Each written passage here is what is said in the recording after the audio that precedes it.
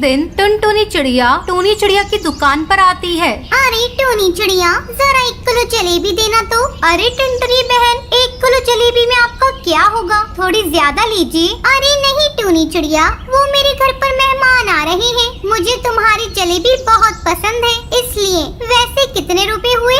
100 रुपए की है टुनटुनी बहन। अरे टूनी चिड़िया, इतनी महंगी जलेबियाँ, तुम तो सरेआम लूट रही हो। नहीं टुनटुनी बहन, मैं तो बहुत सस्ते में जलेबी बेचती हूँ, लेनी हो तो लो, वरना जाओ यहाँ से। ऐसे ही काफी दिन गुजर जाते हैं। टूनी चिड़िया ऐसे ही जंगल के सब पक्षियों को महंगी जलेबी बेचकर लूटती थी। एक दिन उसकी दुकान पर एक कालू कौवा आता है। अरे इतनी अच्छी खुशबू आ रही है इन जलेबी की, बहुत मन कर रहा है खाने का, पर मेरे पास पैसे नहीं हैं। जरा पूछता हूँ इस चिड़िया से कितने की जलेबी बेच रही है। वो टूनी चिड़िया के पास जाता है। अरे टूनी चिड़िया, ये जलेबी कितने की दे रही हो? अरे एक जलेबी 10 रुपए की है, बताओ कितनी दूं तुम्हें? मेरे पास पैसे नहीं है, मैं फिर कभी आकर ले जाऊंगा।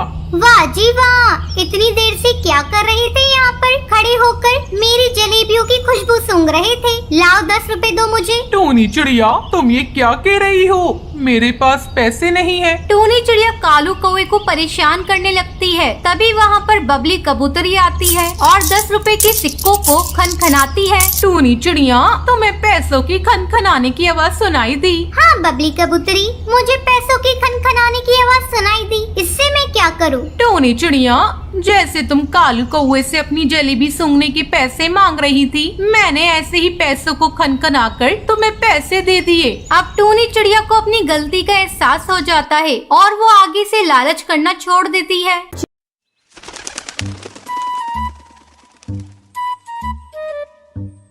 सुंदरवन जंगल में टुनटुनी और बंटी नाम के पति पत्नी रहते थे। एक दिन टुनटुनी अपने पति बंटी से कहती है, महंगाई तो कितनी ज्यादा हो रही है, जंगल में और पक्षी भी हमारी मदद नहीं करते, और ऊपर से कालू जादूगर ने भी हमारे जंगल में आतंक मचा रखा है। अब हम क्या करें जी? आप अपनी लकड़ियों को महंगे दाम में बेचना शुरू कर दीजिए। ये बात सुनकर बंटी टुनटुनी चिड़िया से कहता है, अरे टुनटुनी चिड़िया, अगर मैं लकड़ियों को महंगा कर दूंगा तो लोग घास ही खरीद लेंगे। लकड़ी सस्ते दामों में बेचने के कारण ही मेरी लकड़ी थोड़ी बहुत बिक जाती है। ऐसे ही समय गुजरने लगता है। एक दिन बंटी पेड़ से लकड़ी चुन रहा होता है।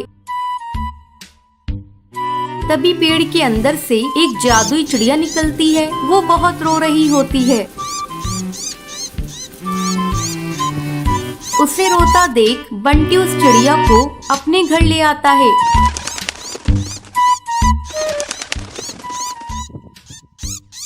और टुनटुनी चिड़िया से कहता है, टुनटुनी चिड़िया सुनो, आज मैं जब लकड़ियाँ काट रहा था तो पेड़ के अंदर से ये नन्ही चिड़िया निकली, ये बहुत रो रही है, तुम इसे कुछ खिला पिला दो। लेकिन बंटी जी, हमारे पास तो खाने को कुछ है ही नहीं। रुकिए, मैं बुलबुल से कुछ लेकर आती हूँ।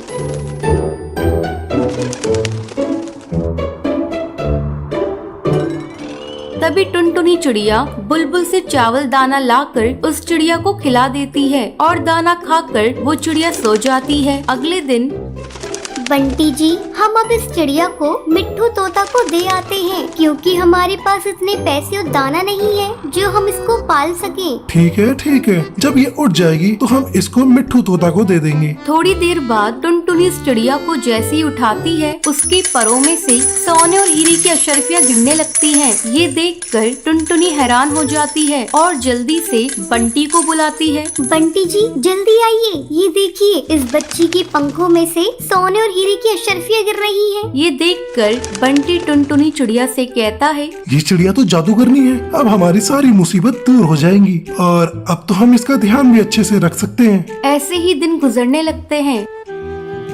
अब बंटी अपना नया कारोबार भी खोल लेता है। बंटी और टुनटुनी चिड़िया मिलकर सबकी मदद भी करने लगते हैं। अब ये खबर कालू जादूगर को पता चल जाती है और वो अपने सिपाहियों से कहता है, सिपाहियों, उस टुनटुनी के घर जाओ और चुपचाप से उस जादुई चिड़िया को चुरा कर हमारे पास लाओ। दोनों सिपाही उस चिड़िया के घर पहुंचते हैं। जब टुनटुनी सो रही होती है तभी वो चिड़िया को उठा लेते हैं और अपने साथ ले जा रहे होते हैं। तभी वो चिड़िया रोने लगती है। अब चील सिपाही कहता है, अरे ये तो बहुत भारी हो गई है, उससे तो उठाई भी नहीं जा रही। इसका रोना बंद करा वरना ये तो हमें पकड़वा देगी। थोड़ी दूर जाने के बाद वो जादुई चिड़िया और जोर जोर से रोने लगती है। रोने से उस बच्ची का वजन भारी हो जाता है, जिसकी वजह से सिपाही उसे उठा नहीं पाते और वहीं जंगल में छोड़कर चले जाते हैं। अगली सुबह टुनटुनी और बंटी ढूंढते ढूंढते नदी किनारे पहुंचते हैं और उस जादुई बच्ची को अपने घर ले जाते हैं। अब बंटी और टुनटुनी चिड़िया दोनों मिलकर उस बच्ची को जंगल से बहुत दूर ले जाकर खुशी खुशी रहने लगते हैं। चंदन वन में रहने वाला बंटी का परिवार अपने बेटे कबूतर को चिड़िया दिखाने ले जाता है। बेटा बंटी चिड़िया को देखता है और देखता ही रह जाता है। माँ, मैं शादी करूँगा तो इसी चिड़िया से करूँगा। मुझे ना कुछ पूछना है, ना ही कोई बात करनी है। बस फिर क्या था, धूमधाम से बंटी की शादी टुनटुनी से हो जाती है। लेकिन अगले दिन टुनटुनी की आवाज जब घर वाले सुनते हैं तो दंग रह जाते हैं, क्योंकि खुद ही सुन लीजिए। अले अले, इतनी जल्दी सुबह हो गई, मुझे तो नींद आ रही है। टुनटुनी, ये कैसे बोल रही हो तुम? ठीक तो हो ना? बिल्कुल बिल्कुल, मुझे ता हुआ है, मैं तो बिल्कुल ठीक हूँ। बंटी को समझते देर नहीं लगती है। जिस टुनटुनी की चूचू आवाज वो सुनना चाहता था वो तो तोतली निकली। अब क्या था, बंटी सर पकड़कर बैठ जाता है। तभी उसकी माँ वहाँ आ जाती है।